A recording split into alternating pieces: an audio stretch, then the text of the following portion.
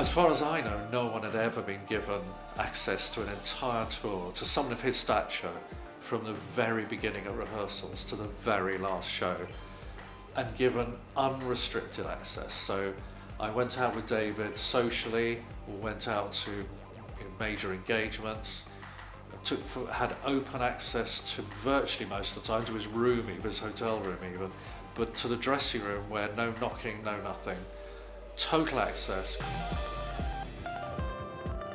This was the first time I'd ever photographed him live as a professional photographer.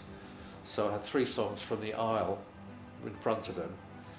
What one of the pictures reminded me of was the famous picture of Che Guevara looking out over a huge crowd. And David just stopped for a moment and looked out of the crowd as though he was looking into the distance. And that was my favourite, one of my favourite ever pictures that I took of him. Even though I had 10 minutes at the show and then went on to have 2 years with him, it was still one of my favourite pictures.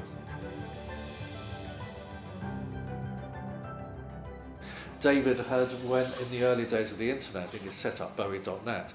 He was the only person, or the first person I'd heard, who said that the internet is going to become a utility, the same as water and gas. And of course it is.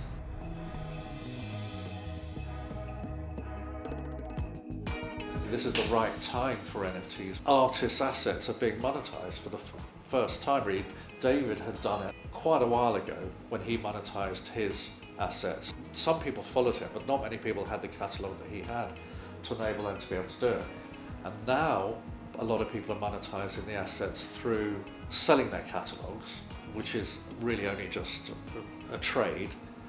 But some now are looking at NFTs as a way of monetizing those assets while promoting the rest of their archive. So that could be photographic as well as musical. He was too far ahead of his time in some of the ideas that he had. Signed David, which is very rare. I call this one David in the shower, fully clothed, because a lot of the shows were in sports stadiums.